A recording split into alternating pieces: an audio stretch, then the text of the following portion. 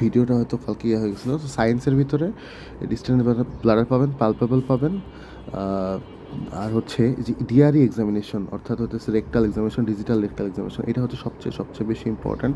এটার মাধ্যমে আমরা বিপিএইচ আর কার্সিনোম অফ দ্য প্রোস্টেটটাকে আলাদা করতে পারি। তো বিপিএইচ এটা হচ্ছে একটা বিনাইন কন্ডিশনে প্রোস্টেটটা বড় হয়েছে। সো প্রোস্টেটটা যখন আপনি ডিআরই দেবেন তখন প্রোস্টেটটা স্মুথ পাবেন, আর এখানে কার্সিনোমাতে ইররেগুলার পাবেন। আর সিমেট্রিক্যাল ইনলার্জমেন্ট পাবেন হইতেছে বিপিএইচের ক্ষেত্রে, অর্থাৎ চারিদিক থেকে সমানভাবে বড় হয়। আর কার্সিনোম অফ দ্য প্রোস্টেট এটা হইতেছে মানে অ্যাসিমেট্রিক্যাল ইনলার্জমেন্ট হয়। বিপিএইচে ডিআরিতে আপনি চাপ দিলে হার্ট পাবেন, আর এই যে ফার্ম পাবেন বিপিএইচে, আর হার্ট পাবেন হচ্ছে কার্সিনোম অফ দ্য প্রোস্টেটে। তাহলে বিপিএইচের এই তিনটা কথা হচ্ছে খুবই ইম্পর্ট্যান্ট। আর 2 নম্বর হলো মিডিয়াল সালকাসটা কি? মিডিয়াল সালকাসটা হচ্ছে এই এরিয়াটা হচ্ছে মিডিয়াল সালকাস, এই পিঙ্ক এরিয়াটা, এইটা বিপিএইচে থাকবে, প্রমিনেন্ট থাকবে, আর ইয়েতে কার্সিনোম অফ দ্য প্রোস্টেট অবলিরেটেড হয়ে যাবে। আর যেহেতু ক্যান্সারে হচ্ছে আপনার আশেপাশে ইপিথেলিয়ামগুলোকে খেয়ে ফেলে এবং ব্লাড ভেসেলকে ইনজুরি করে, তখন সেজন্য এখানে ব্লাড স্টেইন পাবেন, ফিঙ্গারে ব্লাড পাবেন, আর এখানে নন ব্লাড পাবেন না। ইনভেস্টিগেশন এখানে করবেন ইউরিন আরএমই, কালচার সেন্সিটিভিটি, যেহেতু এখানে একটা ইনফেকশন আছে, সো এখানে ইউরিন অ্যাকিউটভাবে রিটেনশন হচ্ছে ব্লাডারে। সো ব্লাডারে রিটেনশন হইলে সেখানে হইতেছে একটা গ্রোথ হইতে পারে, হ্যাঁ, এখানে একটা ইনফেকশনের গ্রোথ হইতে পারে। সো এখানে আমাদের ইউরিন আরএমই কালচার সেন্সিটিভিটি করে দেখতে হবে যে কোনো ইউটিআই হয়েছে কি না।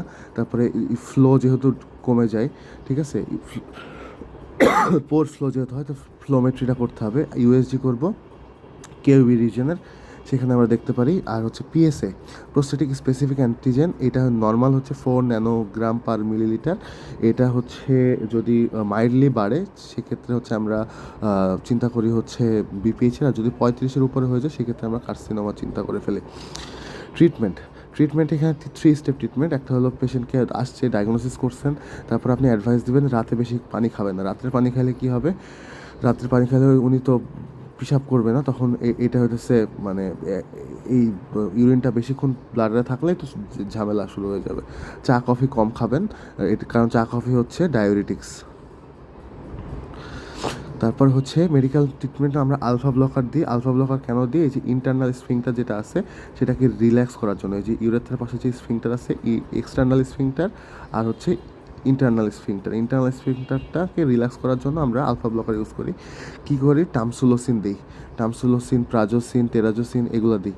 আর 5 আলফা রিডাক্টেজ ইনহিবিটর, আমরা ওই যে পড়ছিলাম কজের ভিতরে যে টেস্টোস্টেরনকে ডিহাইড্রোটেস্টোস্টেরন করে, সেটা হইতেছে 5 আলফা রিডাক্টেজ।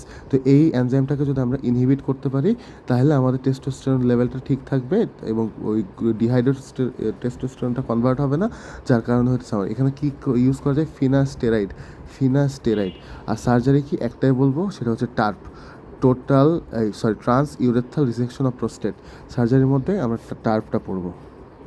ব্যাস, এই হলো পুরা বিপিএইচের ভিতরে আপনাদের ভাইবার জন্য ইম্পর্টেন্ট হচ্ছে কোন প্রোস্টেটের কোন এরিয়াতে হচ্ছে বিপিএইচ হয়, ট্রানজিশনাল জোনে এরিয়াতে বিপিএইচ হয়। তারপরে হইতেছে কজ টেস্টোস্টেরন, এটা হতে পারে। রিস্ক ফ্যাক্টর হচ্ছে এজ, আর এই যে প্রেজেন্স অফ ডিহাইড্রোটেস্টোস্টেরন, ঠিক আছে। ব্লাডার আউটফ্লো অবস্ট্রাকশনের কজ বিপিএইচ।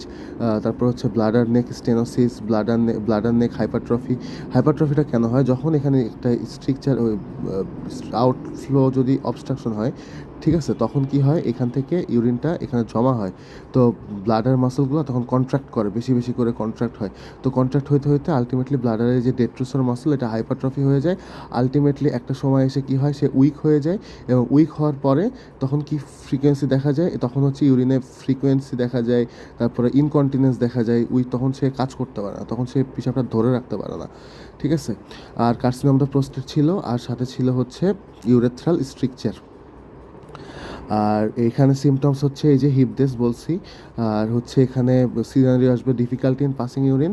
ডিআরিতে আপনারা একটা ফার্ম সোয়েলিং পাবেন, আর রিটেনশন অফ ইউরিন পাবেন। এগুলো সিনারিওর ভিতরে থাকবে। রিটেনশন অফ ইউরিন, ডিআরিতে ফার্ম সোয়েলিং পাবেন, অথবা ডিফিকাল্টি ইন পাসিং ইউরিন পাবেন। ডিআরের এই ডিফারেন্সটা খুবই ইম্পর্টেন্ট। বিপিএইচে এইটুকু পড়লেই এনাফ।